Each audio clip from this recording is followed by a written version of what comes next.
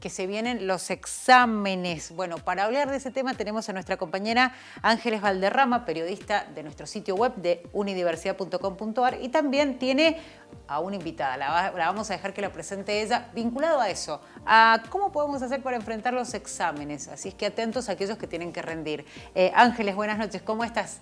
Hola Claudia, muy buenas noches. Así es, vinimos esta noche con una entrevistada.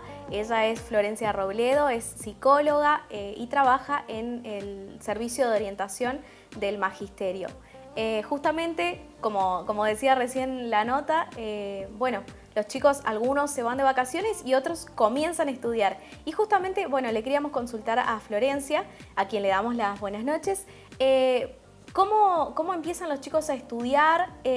¿Cuáles son los miedos que principalmente tienen? ¿Cómo estás, Ángeles?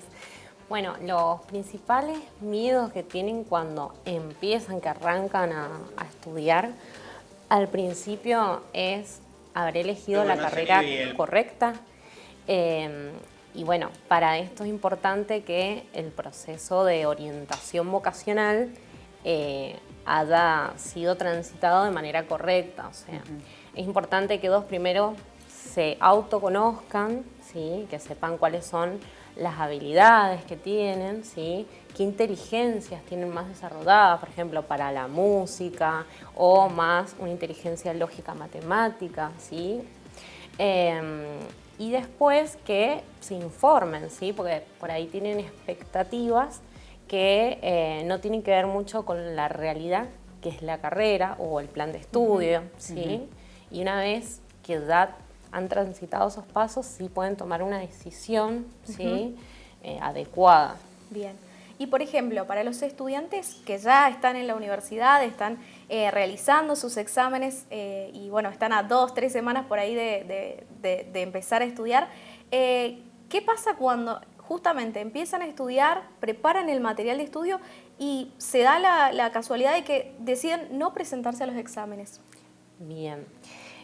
Bueno, pasa que muchas veces también depende mucho de la personalidad, ¿sí? No tanto de la situación, pero la persona se auto boicotea, ¿sí? Entonces, a lo mejor sí, a ver, arrancaron a estudiar con mucho tiempo de anticipación, ¿sí? Pero quedan 2 días por rendir y se borran de la mesa o digamos, no van, ¿sí? A último momento deciden no ir, ¿sí?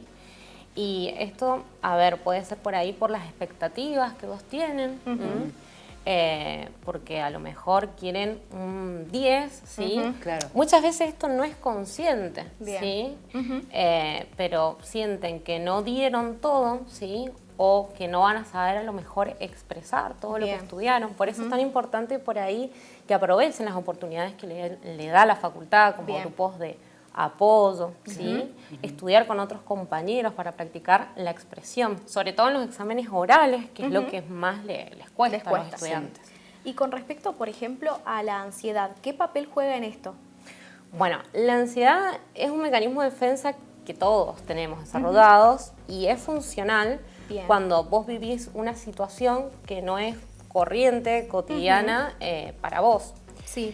Pero ¿qué pasa? Cuando ya digamos, esa ansiedad frente a una situación estresante, ¿sí? Que se pone en práctica, ya es intensa, muy frecuente, hay un desgaste en el cuerpo, ¿sí? Tanto psicológico, físico.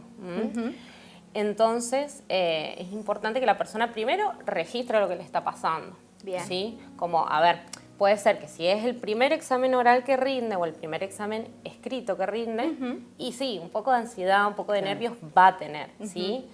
Pero si da esto, lo ve en todas las mesas que le pasa, ¿sí? Y por más que se haya preparado, y ahí algo está pasando. Entonces es importante que sepa consultar y buscar ayuda.